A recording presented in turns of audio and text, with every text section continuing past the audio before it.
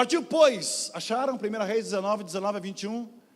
Partiu, pois, Elias dali e achou Eliseu, filho de Safate, que andava lavrando com 12 juntas de boi diante dele. E ele estava na 12ª. Elias passou por ele, o profeta Elias, lançou sobre ele uma capa. Então deixou ele os bois e correu após Elias e disse: deixe-me beijar a meu pai e a minha mãe, então o seguirei. E Elias disse: vai e volta. Por que eu fiz? Verso 21. Voltou, pois, de o seguir e tomou a junta de bois e o matou. E com os aparelhos dos bois cozeu as carnes e deu ao povo. E comeram. Então se levantou e seguiu a Elias. E o, bem alto, e o, mais alto, e o, Pai, em cuja presença nós estamos nessa noite. O Senhor conhece cada vida nesse lugar. O Senhor conhece o meu coração. Senhor Deus, eu peço que o Teu Espírito Santo venha tomar o meu intelecto, a minha voz, o meu raciocínio. Porque eu preciso também ouvir a Tua voz, Senhor. Restaura, Senhor Jesus. Porque a Tua palavra tem poder de restaurar, de transformar, de mudar. Senhor Jesus. E no Teu nome, Pai, se algum espírito maligno é teimoso estar neste lugar e quer tirar a atenção de alguém para não ouvir a Tua palavra nessa noite, em nome de Jesus, saia em retirada em nome de Jesus. Que possamos aprender da Tua palavra e que possamos fazer o mais difícil, Pai, que é colocar a Tua palavra em ação, em prática em nossas vidas. No nome de Jesus. Amém, queridos? Tome assento, meus irmãos. 7 marcas do chamado de Deus. Aleluia.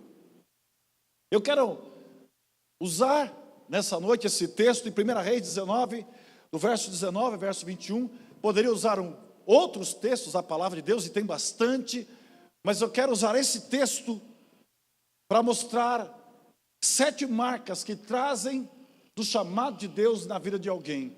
E todos nós temos um chamado de Deus, no mínimo, um chamado para a vida eterna. No mínimo para sermos salvos por Senhor Jesus, para estarmos com Ele para sempre, para não estarmos na condenação do inferno após essa vida. No mínimo, para você que entrou aqui e acha que não tem nenhum chamado, e Jesus te escolheu. A Bíblia fala que Ele nos escolheu primeiro, sendo nós ainda pecadores, não é? É um chamado, é uma escolha.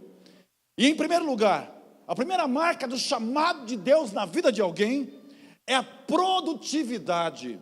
Eu gostaria que o máximo de pessoas possível, eu sei que vários irmãos estão envolvidos com a mídia, outros estão envolvidos com outras coisas, mas se vocês pudessem olhar para mim, se vocês pudessem ouvir o que eu estou dizendo, dessa palavra, vai ser bom realmente para os seus ministérios, vai ser bom para a vida de vocês. Gostaria que todos vocês prestassem atenção nessa palavra, amém? Você que está na sua casa me vendo neste momento, tenho certeza que Deus vai te abençoar, que Deus vai falar com você através desse vídeo, na sua vida.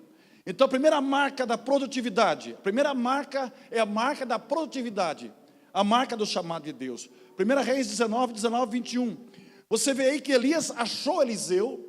Elias era um profeta, ele precisava de um servo, alguém para lhe servir. Ele achou Eliseu, que estava trabalhando, estava lavrando, não é? A terra, com 12 juntas de boi. Ele estava bem no final, conduzindo aqueles boi, não é?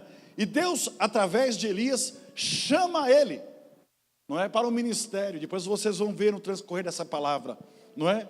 Então, a primeira coisa que eu vejo, que a marca do chamado de Deus tem produtividade. Deus não chama ninguém parado, não é? Alguém sempre quer fazer alguma coisa no sentido de fazer voto para Deus. Olha, se Deus fizer isso na minha vida, aí eu vou fazer aquilo para Deus. É o contrário, você faz primeiro para Deus. Porque a bênção de Deus na sua vida é consequência exatamente da sua servidão a Deus, não é? Então veja que Deus sempre chamou alguém que estava trabalhando. Abraão tinha gado, você pode ver em Gênesis 12, verso 5, que ele tinha muito gado e sempre estava trabalhando. Noé foi produtivo por 120 anos, detalhe, construindo uma arca no tempo que não chovia, coisa de maluco, não é? Alguém construía uma arca, mais de 100 anos, passa construindo uma arca num tempo que não chovia. José, lá do Egito, né? A história do rei José, que foi governador do Egito. José foi produtivo em todos os lugares que ele passou. Ele foi produtivo quando ele foi vendido como escravo. Ele foi produtivo quando ele foi trabalhar na casa de um general, Potifar. Ele foi produtivo quando foi preso injustamente. Foi produtivo na cadeia. Não importava onde ele passava, ele era produtivo. Ele se destacava pelo seu trabalho. Em Mateus capítulo 4, verso 18, fala que quando Jesus chamou a Pedro e André, eles estavam pescando, lançando redes. Um pouco mais adiante você vai ver em Mateus capítulo 4, que ele chamou Tiago e João, e eles estavam consertando redes, não é? E o apóstolo Paulo disse lá em 1 Tessalonicenses capítulo 2 e verso 9, ele fala: porque bem vos lembrais, irmãos, do vosso trabalho e fadiga, trabalhando dia e noite, para não sermos pesados a nenhum de vós, vos pregamos o evangelho de Deus através do trabalho. Então nós vemos que Deus, a primeira marca de Deus na vida de uma pessoa é a produtividade. Presta bem atenção, quando você vê alguém abençoado, dá uma olhadinha na trajetória dessa pessoa, não é? Na trajetória dessa pessoa. Ele foi produtivo, ele foi dormir mais tarde, acordou mais cedo. Quanto você foi dormir mais cedo e acordou mais tarde? Teve um preço. É interessante que lá em Juízes capítulo 6, verso 11, mostra uma história tremenda de produtividade, de uma pessoa que precisasse produzir, não é? Mas de uma maneira comum ele não conseguia. Eu vou falar de Gideão. O povo de Deus, os israelitas, estava sendo perseguido pelos medianitas.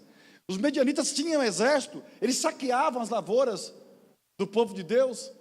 E Gideão não podia trabalhar, porque tudo que ele plantava, os medianitas iam lá e levavam embora, trigo, colhia, levava embora, não é? Mas ele teve uma estratégia. Não era tempo de trigo. Ele pega o trigo e vai malhar trigo lá no lagar, onde se pisa a uva. Ele pensou: aqui os medianitas não vão vir, porque não é tempo de uva, não é? Ele estava fazendo isso.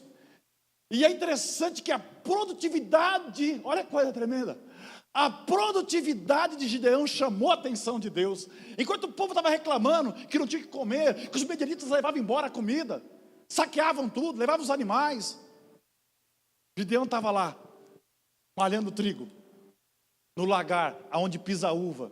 Uma estratégia: aqui não vão me achar, e a minha família vai ter o que comer. O tempo está difícil, o momento está difícil na sua vida. Qual é a estratégia para você ser produtivo? Qual a estratégia? Isso incomodou Deus, que o povo de Israel era o povo de Deus. Em Juízes capítulo 6, fala que Deus mandou o anjo, capítulo 6, verso 11. Então o Senhor Deus veio e mandou o anjo, e assentou-se debaixo do carvalho que está sob Ofra, que pertencia a Joás. E Gideão, seu filho, estava malhando trigo no lagar para salvar os medianitas. O anjo do Senhor estava lá observando Gideão. Aí o anjo do Senhor fala com Gideão. Gideão lá malhando. O anjo fala para ele: ei, o Senhor é contigo. Acho que tomou um susto, né? Estava sozinho, ele não queria ser visto. Até para não perder o que ele estava fazendo. Perdeu o trigo.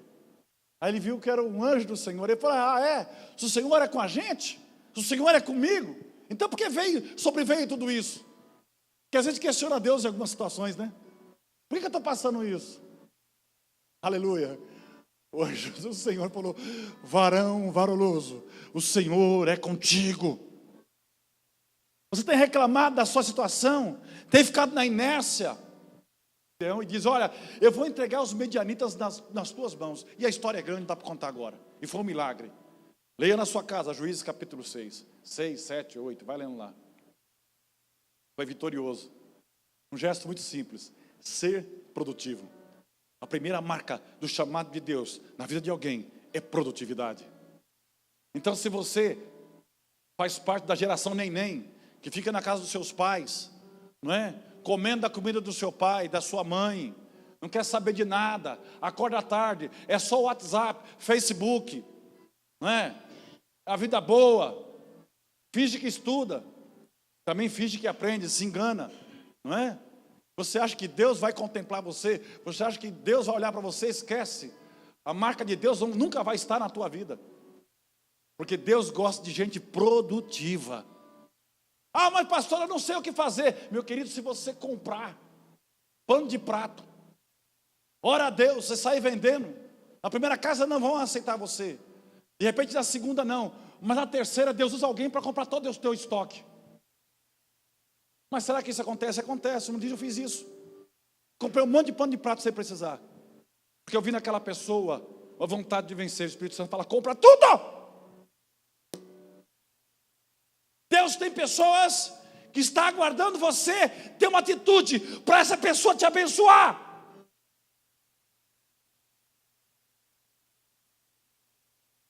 A marca de Deus, as marcas de Deus, a primeira marca de Deus é a produtividade. E tem gente que abandona tudo para fazer a obra de Deus.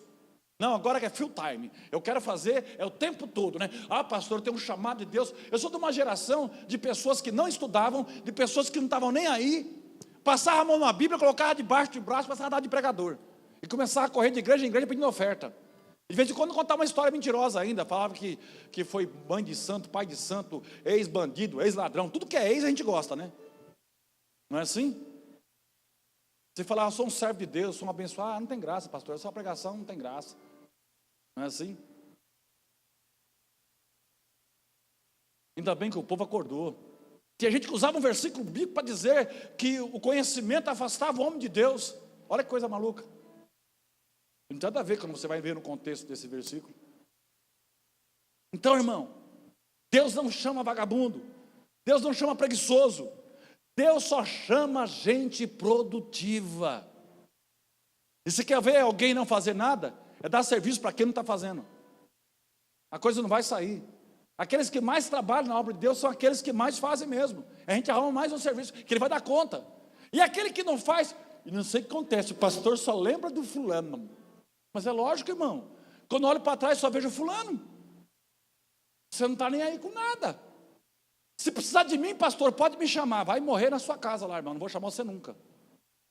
Você sabe que dia tem os trabalhos da igreja? Você sabe que dia que as coisas acontecem na igreja? Você sabe que dia que os obreiros vêm arrumar o banco? Sabe que dia que vem arrumar as cadeiras? Sabe que hora que chega na igreja os obreiros? Chega mais cedo. Se coloca à disposição. Ah, mas isso vai, irmão, você vai morrer de velho. Você não vai receber um telefonema do pastor Claudinei pedindo ajuda sua. Porque eu aprendi isso. Você não tem a marca de Cristo na tua vida. A marca de Cristo passa pelo voluntariado, melhor dizendo, que produz a produtividade. A segunda marca, sim, vamos terminar. Tem gente que larga tudo, larga família, larga casa, larga esposo. Tem as mulheres malucas que saem andando o dia inteiro, orando, olhando para cá, olhando para lá, profetizando para cá e abençoando um, abençoando o outro, e a família está perdendo. Tem um homem maluco que faz isso. Estou fazendo a obra de Deus. A primeira chamada que você tem na sua vida, eu preguei isso quarta-feira. Quem não vem nas quartas-feiras perde muita coisa. Primeiro chamado de Deus na tua vida, se você é casado. Aliás, o apóstolo Paulo falou para não casar, meu irmão. Já começa por aí. Ele aconselhou não casar. Agora, já que você casou, cuida da tua família, cuida da sua casa. O primeiro chamado é você ser o sacerdote da tua casa. Sacerdote do seu lar. A primeira coisa, não é? E você, irmã, cuidar da sua casa, cuidar do seu esposo, da sua família, não é? Não é ser modelo, não é ser Gisele Bündchen. Tem irmãs que são treinadas para ser Gisele Bündchen, e aqui não tem passarela, porque o único que vai na passarela aqui sou eu. Aí não dá, nós precisamos criar um desfile de moda evangélica para a irmã treinar. Se prepare para a vida, porque Deus tem grandes coisas na tua vida. Saiba viver. Porque há momentos da nossa vida que nós precisamos ter experiência e ter um aprendizado. Porque a vida nos reserva surpresa. E nós temos que ter lugar para o inesperado. E aí você vai se virar. Interessante que estava conversando com o Abner, sexta-feira, pelo WhatsApp. E ele, conversando com ele para resolver um problema da informática aqui, né? E ele está lá na Austrália, via TeamViewer. Ele falou: pai, eu estou lavando a roupa, né? Porque ele me viu várias vezes sexta-feira me lavar a roupa também, em casa. Qual é o problema? A mulher está trabalhando, estava sem fazer nada. Ah, mas agora eu não sei lavar roupa, vou ter que pagar dólares para alguém lavar minha roupa. Não é assim? Primeira marca do chamado de Deus passa pela produtividade, meu irmão. Seja produtivo. A segunda marca do chamado de Deus é que Deus vai dar o sinal para o chamado. É interessante quando você vai em 1 Reis, capítulo 19, verso 19 e 21. Ele fala: Elias passou por perto de Eliseu, não é? E estendeu a capa, não é? Capa é um distintivo de autoridade, era um distintivo de ministério profético.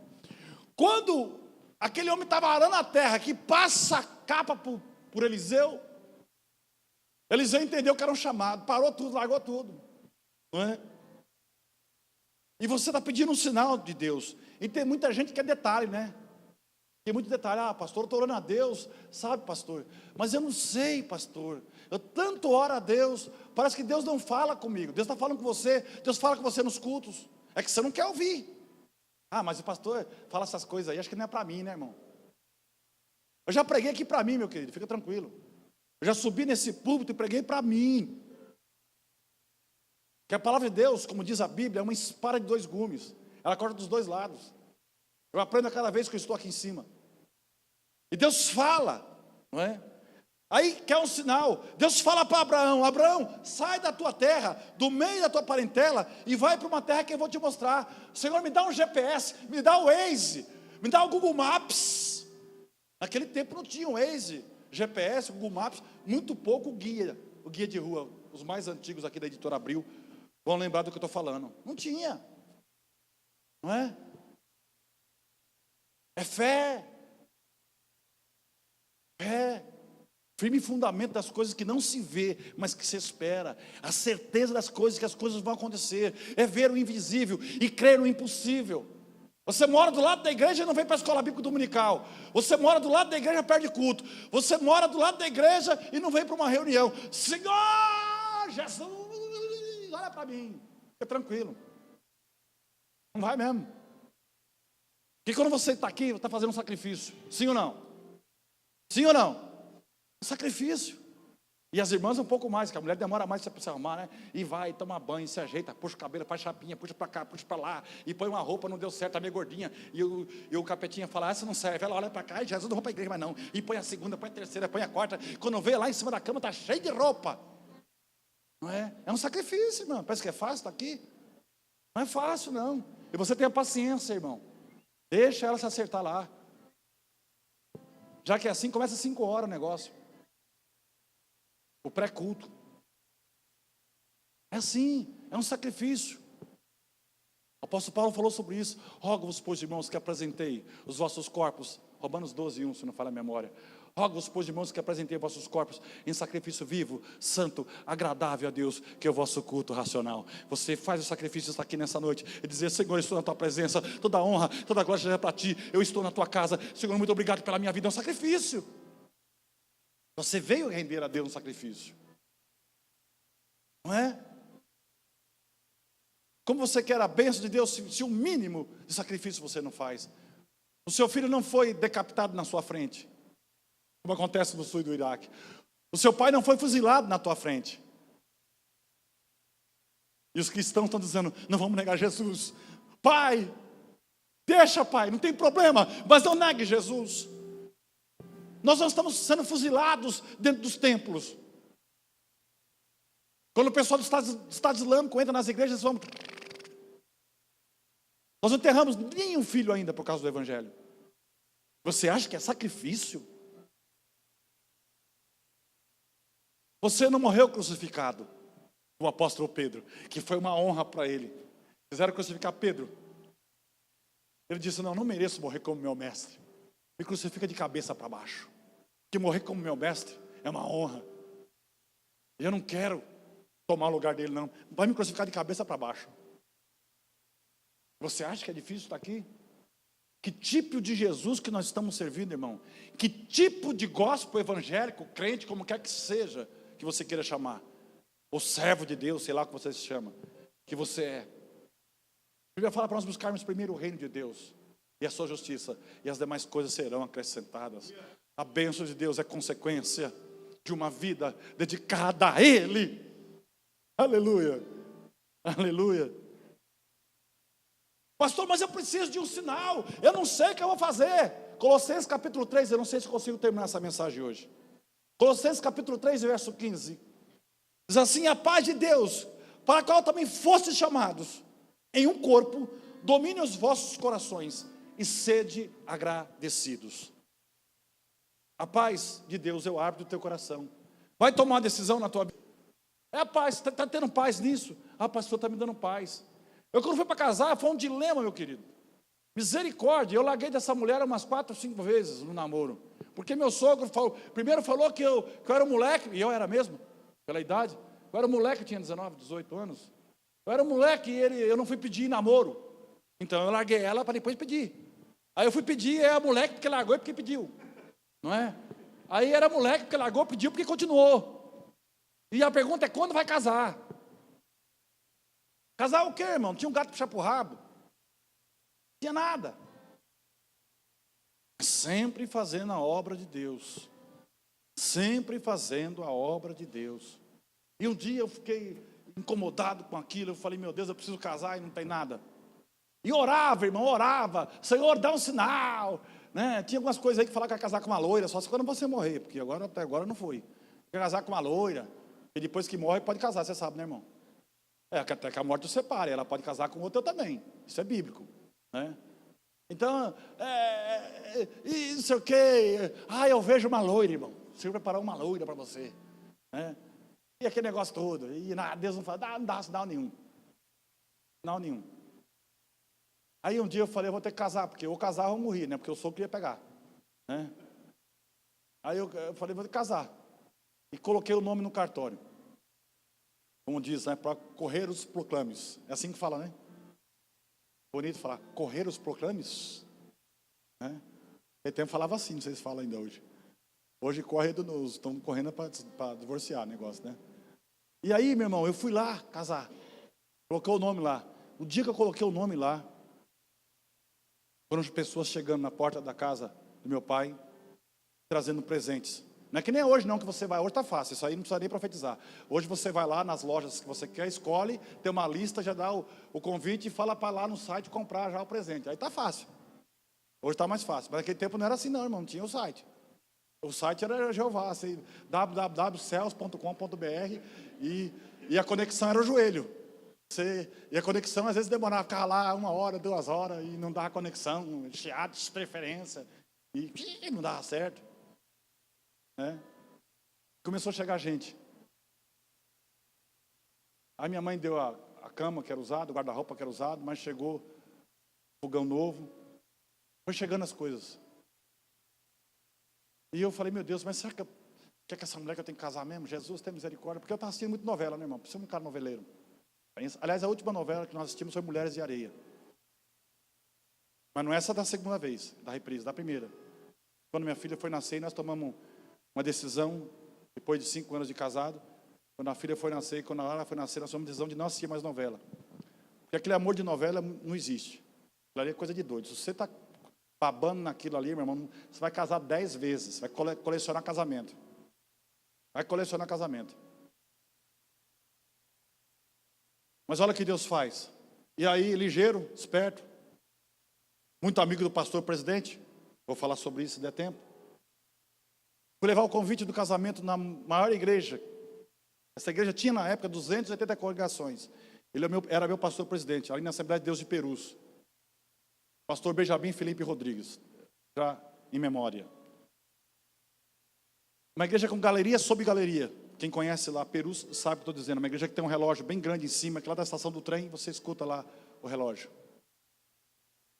E eu gostava muito de cantar e gosto, vocês perceberam?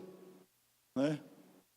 E o pastor Benjamin falou, Claudinei, canta um hino aí. Eu fui cantar. Quando eu fui cantar, levanta uma irmã no meio da igreja enorme, nunca tinha me visto, aquela irmã, nunca tinha me visto. E Deus usa ela em profecia e diz, servo meu, eu aprovo a tua decisão. E a mulher sentou. Eu estava ali para trazer o convite de casamento. Ninguém sabia, só quem sabia é o pastor. Ninguém sabia, a igreja não sabia. Eu não podia convidar a igreja para casamento, né, irmão? Misericórdia. Isso lá em São Paulo, eu morava em Tupã. Eu fui lá levar esse convite. Aí ele me deu terno, deu sapato, deu tudo. Casei vestido com a roupa que ele me deu. Que nem isso eu tinha. Graças a Deus. Eu aprovo a tua decisão. Depois de algum tempo de casado, eu entendi o que Deus quis me dizer. A decisão era minha. E não existe esse casamento de florzinha. Os 2 primeiros anos de casamento da nossa vida foi terrível. Nós não nos separamos em razão do compromisso que nós tínhamos com a família, com Deus. E às vezes o que passa não é o compromisso com a gente. O que as pessoas vão pensar. Mas a cada momento difícil do meu casamento, eu lembrava, eu aprovo a tua decisão. Honra e cumpra com a tua palavra. Porque amar não é estar junto só quando as coisas estão bem. A verdadeira demonstração de amor é quando você renuncia você para estar com alguém. O maior exemplo de amor foi Jesus. Negou-se a si mesmo, como diz lá em Isaías capítulo 53, como um cordeiro mudo foi levado a matadouro. Som algum saiu da sua boca. Era o mais desprezado e o mais indigno entre os homens. Homem de dores, experimentado nos trabalhos, mas ele foi moído pelas nossas transgressões. E o castigo que nos traz a paz estava sobre ele. E pelas suas pisaduras nós fomos sarados.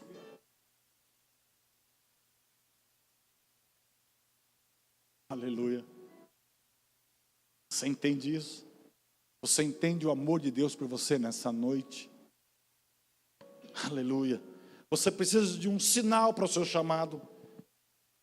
Em 1 Coríntios capítulo 14, verso 3 diz, porque Deus não é Deus de confusão, senão de paz, como em todas as igrejas dos santos. Se não tem paz, irmão, não faz. Quer fazer um negócio, a esposa não aceita, o filho não quer, é aquele rolo, mas você é teimoso. Teimoso. Teimoso demais. Não vai dar certo. E aí culpado é Deus, não dá certo, depois culpado é Deus. Perde o casamento é Deus. Perde as coisas, culpado é Deus. Deus fala com você. Qual é o seu chamado? Tem pessoas que confundem o chamado. Qual o sinal que Deus mostrou para você? Você foi chamado, às vezes para a unção de rei. E às vezes você não foi chamado para ser sacerdote. Qual a diferença do rei e sacerdote? O rei governa, provê. O sacerdote abençoa, ora, cuida, não é?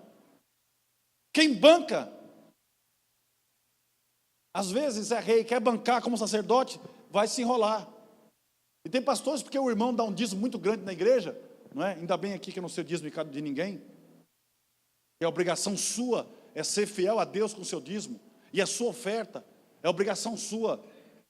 Eu não quero nem saber se você deu 1.000, 2.000, 3.000, 50.000, a mesma coisa. Mas tem pastores, quando alguém é bom dizimista na igreja, o pastor já consagra logo o cara a pastor. Ah, aqui vai ser pastor aqui agora porque ele é bom dizimista.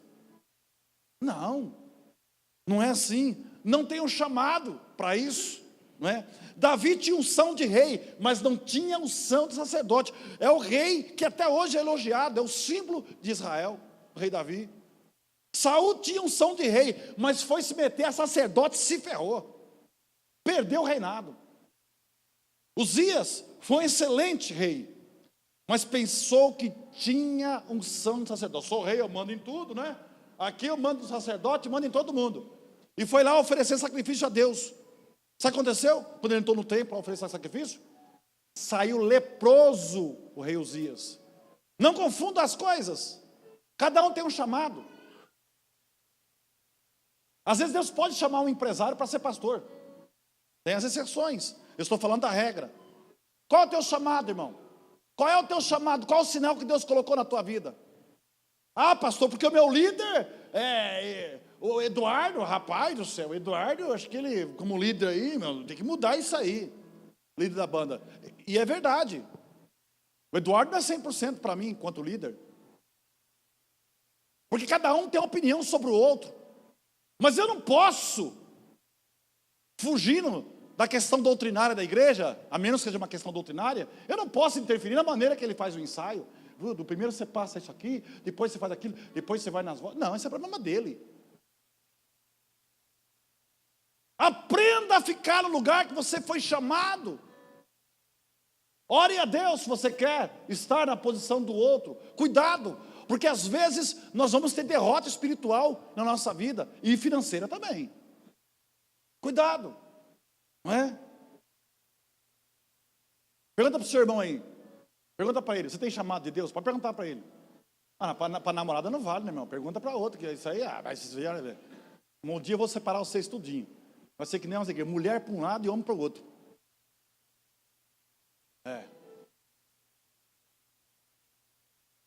Terceira marca do chamado de Deus, atitude radical. Terceira marca. 1 Reis 19, 21. Então, olá, Eliseu deixou os bois e correu atrás de Elias. Ele teve uma atitude. O que é atitude? É um comportamento ditado para uma disposição interior que leva a agir. Uma disposição de dentro da pessoa que ela vai agir. Uma atitude. O cara não tem atitude, não é? A terceira marca, a marca do chamado de Deus, é ter uma atitude radical. Não dá para ser mais ou menos. Ou você serve a Deus, ou serve o diabo. Um dia você dá um beijo em Deus, outro dia você dá um beijo no diabo.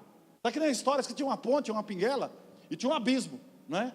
De um lado estava Deus, do lado estava Satanás. Aí Deus falou, se você falar que o diabo é bom, eu te derrubo no meio da pinguela, você vai morrer lá. O Satanás falou para o camarada, se você falar que Deus é bom, te arrebenta aí, você vai cair no meio do precipício aí. Eu estou ferrado. Eu não posso, eu tenho que passar isso aqui. Eu não posso falar mal de Deus, não posso falar mal do diabo. Como é que eu vou passar? Aí teve uma ideia. Ele dava um passinho na pinguela, balançando, Deus é bom. Mas o diabo também não é ruim não. Deus é bom, mas o diabo também não é ruim não. E aí ele passou. Só que no mundo espiritual não dá isso, irmão. Ou você serve a Deus, ou você serve o diabo. Mais ou menos não dá. E tem áreas da nossa vida que nós deixamos a desejar e Satanás toma posse da área da nossa vida, dessa área. Que a nossa casa, nós somos o templo do Espírito Santo, a nossa vida. E Jesus quer entrar e fala, eis que estou à porta e bato. Se alguém abrir, eu vou entrar e vou cear com ele, quer dizer, vou me alimentar com ele. Isso mostra intimidade, que você não vai trazer alguém para comer na sua casa ali, para almoçar com você, se você não conhece a pessoa. Então Deus já tem intimidade com você. Agora eu pergunto, quais são os cômodos da tua casa que Deus pode entrar? Aí é a pergunta. Às vezes nós temos algumas reservas em nossa vida, e nós queremos a bênção de Deus. Deixa Deus estar em todas as áreas da sua vida, meu irmão. Não é? A atitude radical. Eu falei de Abraão, que ele não tinha GPS, não tinha Google Maps, não tinha Waze. Lá em Hebreus capítulo 11, verso 8 fala, ele teve uma atitude radical, pela fé, Abraão sendo chamado, obedeceu, indo para o lugar que havia de receber por herança, saiu sem saber para onde ia. Você vê, o apóstolo Paulo, depois de mais de 2000 anos, sei lá quantos anos, vai e fala de um negócio desse, dá testemunho lá de Abraão.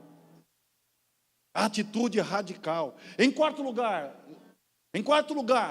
as marcas do chamado de Deus passam por vínculos. Você vê que quando Elias chama Eliseu, está lá em 1 Reis 19, 21, olha que coisa interessante, Eliseu fala, deixe-me beijar o meu pai e a minha mãe, e aí eu vou te seguir. Isso mostra o que? Vínculo. Tem uma idade do jovem, né, e tem bastante jovem aqui, que parece que os pais perdem a referência, né? É uma idade meio, depois abaixa a bola. É uma idade que, não é? A gente passou por essa idade. Aqui a gente fica velho, a gente não lembra mais, né? Ou a gente finge que não lembra, né? Então a idade que os pais, né? Se você vai na festa que o filhinho tá fazendo aqui, pai. De vez em quando eu fazia algumas surpresas pro meu filho, né? Chegava em lugares que ele estava.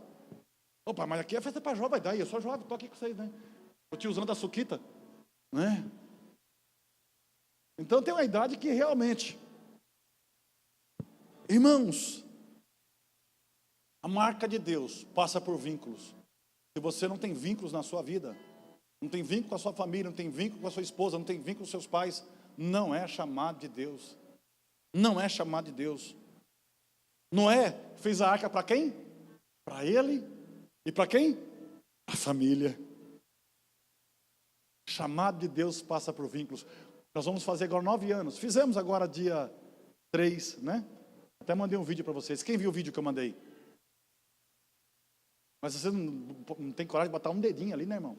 Vocês põem dedinho para tanta coisa. Eu fico olhando, será que viram? Verdade, é o povo preguiçoso para essas coisas. Lá no Facebook vocês estão bombando. É só entrar lá, vocês estão postando o que comeram, o que jantaram, o que rotaram. É que não sai som lá. Ah, não sai, dá para gravar. Acho que dá, né? Mas não tem coragem de dar um dedinho lá no negócio que a gente coloca lá. Interessante, né, irmãos? Que essa igreja vai fez 9 anos. Nós temos agora a festividade dia 19 e dia 20. Mas esse ministério começou com a família. Eu reuni minha família e disse, viu, filho, filha, esposa, vocês estão comigo? Ah, pai, nós estamos juntos. Nós estamos juntos, a esposa. Filha, estamos juntos. Meu irmão, ninguém, absolutamente ninguém, destrai uma obra quando a família começa unida. Não tem. O chamado de Deus passa por vínculos. Não despreze a tua família. Ah, pastor, mas esse camarada aí que está namorando com a minha filha, ele é meio folgado, mas braço folgado. Entendeu? Dá um beijinho no folgado. Né? Deixa ele perto de você, vai criando ele. Eu peguei o Felipe para criar. Ele quis namorar com a Lara, tinha 13 anos. Eu deixei namorar com 15. Eu achei que ela tinha esquecido, mas quando ela fez 15 anos, no dia do aniversário dela, ela lembrou. Pai, o senhor falou que 15 anos vai deixar eu namorar. Eu falei, Jesus. Ela não esqueceu, faz 2 anos esse negócio. Eu falei, eu preciso criar esse camarada, do meu jeito. É assim, irmão. Abraão, embora Deus fala para ele sair do meio da parentela dele, ele levou um monte de parente com ele. Ló, o sobrinho dele, estava com ele. Vocês conhecem a história de Ló. Não dá tempo de falar agora. Davi, quando foi chamado para ser rei de Israel, ele saiu da casa do seu pai, Jessé. Entende isso? Deus tem coisas tremendas para você, jovem.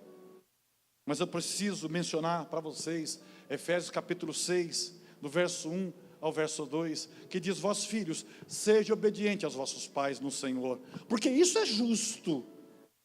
Honra teu pai e a tua mãe, que é o primeiro mandamento com promessa. É o único mandamento que você pode cobrar. É o primeiro mandamento com promessa. Sabe qual a cobrança? Sabe qual a promessa? Para que te vá bem sobre a terra e viva muito tempo sobre a terra. Honra teu pai e tua mãe. Aleluia. Vínculos. O chamado de Deus passa por vínculos. Ah, mas a sogra, pastor, abraça essa jararaca, irmão. Sabe? Arruma um ambientezinho dela, porque a cobra gosta daquele lugar meio geladinho. Você põe no ar-condicionadozinho para ela ficar tranquila, enroladinha lá. Mas trata ela bem. Eu tenho a minha, está lá em Marília, ela vê esses vídeos, que Deus abençoe ela, que ela continue lá, em nome de Jesus. Eu quero todo o bem para ela lá.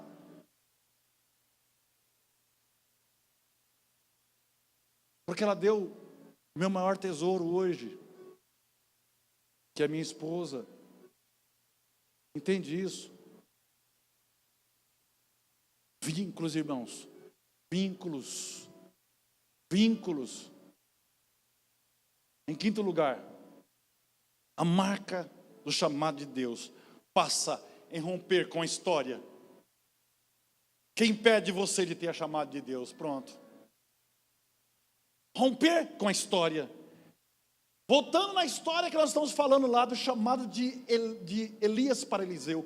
Quando Elias chama Eliseu, quer dizer que ele passa a capa lá, ele nem chamou, passou a capa.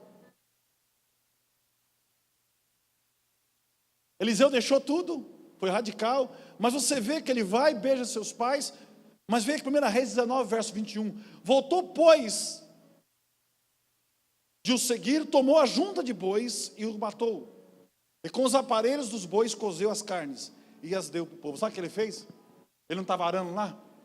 Ele pegou lá os bois, pegou o arado lá, a madeira, queimou, fez carvão, pegou o boi, matou os bois, fez churrasco e deu para o povo comer. Para ele não ser tentado a voltar. Tem gente que tem vínculos do passado, e o chamado de Deus passa por romper o passado. Aquela sua ex-mulher tem que ser ex. A sua ex-namorada não tem que estar com contato do zap. Bom dia, meu amor, bom dia. Para com isso, irmão. Para com isso. Rompa. Rompa. Rompa com a história que impede o chamado de Deus. Rompa com as coisas que tem te prendido às coisas, às práticas do passado. Quando você fizer isso, quando você romper, você vai estar em patamares mais altos. Eu vou dizer uma coisa, estar em patamares altos não é fácil. O ser humano é um ser social. A sociedade vai tentar fechar você, vai querer impedir o seu crescimento, porque o crescimento do ser humano perturba outro ser humano. É sempre assim. Mas saia da acomodação. Saia da acomodação, rompa, não é? Ah, pastor, a coisa aqui está boa, né? Arrozinho com feijão. Ah, pastor, tudo está bom. Eu estou aqui, sabe, do jeito que Deus quiser. Acomodado. Do jeito que Deus quiser. Ah, sabe, tá bom, pastor. Mas aquele tá bom que você olha na cara dele que não está. Sabe como é que é? Aquele tá bom? Está na mão de Deus. Ô, pastor, está na mão de Deus, aleluia. Não, está na mão de Deus. Está vendo que não está bom? Né? Saia do buraco, irmão, deixa de ser tatu.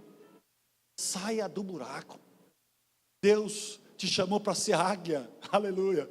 Aqueles que creem no Senhor renovarão as suas forças como águia, subirão para as alturas, correrão e não se cansarão e não se fadigarão. Isso é promessa de Deus para a tua vida.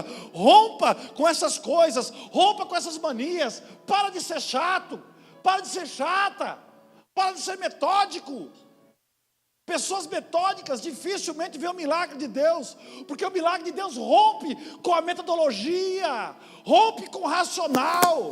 Jesus pega, gospe no chão, junta lodo e manda, e passa no olho do cego e manda ele se lavar. Isso é coisa de maluco. E se ele não fosse se lavar, estava cego, mas foi lá se lavar e ficou curado. Deixe de ser chato. Ouça a palavra de Deus nessa noite. Em sexto lugar, o chamado de Deus segue uma visão. Então você vê que Eliseu se levantou e seguiu Elias, e vocês leram no final do verso 21, e o servia. A visão pode ser pessoal, pode ser sua. A visão pode ser do outro. Às vezes Deus dá a visão para um outro, para um visionário, para você participar dessa visão. Mas o chamado de Deus passa por uma visão. E qual é a visão? Você tem a sua visão? Ou você segue a visão do seu pastor? Eliseu seguiu a visão de Elias. O visionário, o chamado que Deus tinha para Elias. Eliseu passou a seguir a visão de Elias. E Elias um dia fala para ele, mas por que você está atrás de mim? O que você quer em troca de tudo isso que você faz por mim? Eu quero a porção dobrada do teu espírito. Irmãos, Elias era o cara. Tem milagres na Bíblia extraordinários de Elias, homem de Deus. E aí Eliseu falou, eu quero a porção dobrada do teu espírito. Ou seja, eu quero ser 2 vezes mais do que você é. O cara é fera, hein? O cara é fera. Então cuidado com as visões diferentes. Às vezes você tem uma visão que é sua e quer colocar aqui dentro. Isso vai dar divisão, duas visões numa só, não dá certo. Então vai criar a sua igreja, vai abrir o seu trabalho. Ah, pastor, eu não gosto dessa banda aí, não vou tocar. Vai tocar na outra banda lá, na outra igreja, vai para lá, irmão. Eu dou uma carta para você aqui. Vai feliz da vida. Quando Pedro quis ter uma visão diferente, lá em Mateus 16, verso 20, 21, 22, dá uma olhadinha até o 23. Jesus falou que precisava sofrer, queria passar pelo sofrimento, porque Jesus sabia do futuro, ele é onisciente, ele sabia que ia ser crucificado, não é? Ah, eu vou ser crucificado, eu vou ter problemas, eu vou sofrer. Aí Pedro, não, Senhor, o Senhor não precisa passar por isso. Sabe o que Jesus falou para ele? Para trás de mim, Satanás. Está lá em Mateus 16 e 23. Não, Jesus precisava passar por aquilo, não é? Precisava passar por aquilo. Qual é a sua visão? Tem uma visão? Tem um chamado? Cuidado, porque às vezes nós achamos que temos uma visão, que temos um chamado, e não tem nada a ver com Deus. É coisa do nosso ego. É coisa nossa, meramente humana. Tudo que você vai fazer na sua vida, presta bem atenção nessa frase. Se você levar isso no seu coração nessa noite, só essa palavra já valeu. Presta atenção nisso. Tudo que você for fazer nessa vida, verifique o que o seu coração está dizendo com relação à motivação. Qual é a motivação que está fazendo você querer isso ou fazer aquilo? Porque o nosso coração não consegue trair Deus, porque Deus sabe o que você pensa. Qual é a verdadeira motivação? Ah, Senhor, eu quero ser abençoado. Abençoado para quê? Para abençoar? Não, então esquece, você não vai ser. Qual é a verdadeira motivação? O que é que você traz no seu coração? Que o servo de Deus, a motivação dele é Deus na vida dele. Aí tudo que ele faz, ele prospera e prospera os outros perto dele. Tem pessoas aqui dentro que Deus usa para abençoar essa igreja. Pessoas que Deus usa para abençoar a minha vida também. Deixa eu ser curioso. Quem será? Né? Vou encerrar. A sétima marca do chamado de Deus na sua vida é a submissão. Submissão não é apenas obedecer a ordens. Submissão é servir com alegria. Você sabe que eu sempre fui puxar saco de pastor. Eu falei aqui, né? Vou chamar logo o pastor presidente para ser o meu padrinho, né? Somebody love a parte, né? E aí, ganhou o sapato, ganhou o terno do casamento, né? Foi uma benção, não é? Então, irmãos, ter a marca de Deus é ser submisso, obediente. Ah, mas meu pastor, para que eu abençoo a vida do meu pastor? Ele tem dinheiro, tem grana, tem tudo. Irmãos, às vezes nem tudo é o dinheiro. É uma atitude. Você sabia que, graças a Deus, o Senhor Deus tem nos abençoado? Nos usa para abençoar outras pessoas. Mas às vezes a atitude, uma coisa besta, sabe? Uma atitude de um carinho, de uma lembrança, nos deixa feliz da vida. Um pão que eu falo para não trazer, mas chega o pão. Não é? Porque eu estou gordinho. Atitude. Entende? Às vezes não é o dinheiro, está muito focado no dinheiro. Então, a sétima marca passa pela submissão.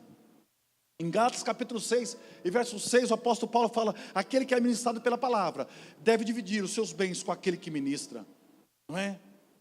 É interessante que em Romanos capítulo 13, do verso 7 ao verso 8, diz assim: portanto, cada um dei o que deveis a cada um. Aquele que deve tributo, a tributo. A quem deve imposto, imposto. A quem temor, temor. E a quem honra, honra. Honra o seu pastor. Honra os seus pastores. Não é? Aí o apóstolo Paulo fala no versículo 8: a ninguém devais coisa alguma, a não ser o amor com que vos ameis uns com os outros. Porque quem ama aos outros, cumpre a lei. Simples. Amar a Deus sobre todas as coisas e o próximo com a ti mesmo. Se cumprir esses dois, já era. Porque o resto, tudo do próximo. Não cobiçarás, ok. A mulher do próximo. Não matarás, vai matar o próximo. Não furtarás, o próximo. E aí vai. Tudo é o próximo. Cumpriu dois, resolveu o problema. Não é? E sabe o que aconteceu com Eliseu? Eliseu, ele foi abençoado, porque ele servia Elias. Está lá em 2 Reis capítulo 2, no verso 2. 2 Reis, capítulo 2, e verso 9. Sucedeu que, havendo ele passado, disse Elias a Eliseu: pede o que você quer, para que eu faça, antes que eu volte para ti. E Eliseu fala: eu quero porção dobrada do teu espírito. Olha que coisa interessante. Aí, quando você vai ler o texto, Eliseu falou assim, estou terminando. Elias falou assim: olha, beleza, se você me ver quando morrer, você vai ficar com a porção dobrada do meu espírito. Pensa num camarada que não largou mais Elias. Elias falou assim: fica aqui que eu vou lá em Betel. Mais ou menos, fica aqui que eu vou lá em Sorocaba. Vive tu e vive o Senhor Deus. Eu não vou te deixar. Onde você for, eu vou. Não é? Onde meu pastor estava, eu estava, né? Até por ser militar, ele me chamava para dirigir para ele, para a região inteira, eu estava dirigindo para ir, para cá e para lá, né? Aí, pastor, estamos aqui, opa, vamos aí. Sabe o que aconteceu com Eliseu? Certo dia estava andando Elias e Eliseu. Aí veio um fogo, começou a levantar Elias. Elias não viu a morte, ele não morreu, ele foi transladado, foi em corpo aos céus, um corpo transformado. E na hora que ele estava subindo naquela carruagem de fogo, ele jogou a capa para Eliseu. Na hora que ele vestiu aquela capa de Elias, ele recebeu a porção dobrada do Espírito. Já teve um primeiro milagre de cara. Se você ver lá, em 2 Reis, capítulo 2, verso 15, fala que o Espírito de Elias repousava sobre Eliseu. E vieram ao encontro dele vários servos. Lembra que Elias era servo? Eliseu era servo de Elias? Agora vieram várias pessoas para servir Eliseu. Olha que coisa tremenda, irmão. Aí saíram aqueles profetas, os filhos dos profetas vieram servir Eliseu. E aí eles falaram: Eliseu, nós precisamos construir um acampamento aqui. E começaram a derrubar madeira para fazer. Só que o machado era emprestado. E aí o que aconteceu? O machado caiu na água, afundou. E aí quando você vai lá em 2 Reis, capítulo 6, você vê que o homem de Deus vai lá e pergunta para si, voltou o rapaz correndo para Eliseu e falou: Eliseu, o machado era emprestado e caiu na água, afundou, lá no rio. Me leva lá onde está o machado, onde caiu. Ele levou lá, olha o espírito dobrado. Olha o espírito de Elias, dobrado em Eliseu. Não é? Está aqui, ó. Foi aqui que caiu, foi aqui, ele pegou um gravetinho, um pedacinho de mato, o gravetinho jogou em cima da água. Foi aquilo que nem um imã. O machado flutuou. O poder de Deus está na vida de Eliseu.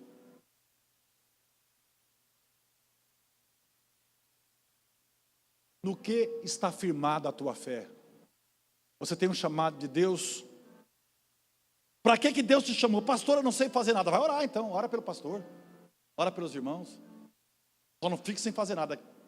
Aquelas mulheres que acordam logo cedo e vai pentear cabelo no meio da rua, irmão, eu tenho medo daquelas mulheres. A língua é grande, já começa logo cedo, na calçada penteando o cabelo. Irmão, se você faz isso, não faça isso. Isso é sinônimo de quem não tem o que fazer. Vai para a tua casa, vai lá para o teu banheiro, vai lá para o teu espelho. Acha o que fazer. Ore a Deus. Tem um cantinho de oração na tua casa. Para você falar com Deus. Se você vir aqui, 14 mil metros para você carpir. Cadê o Maurício? Está aí o Maurício? Maurício veio carpir aqui. Está trabalhando já, mas não está daquele jeito, mas está. Né?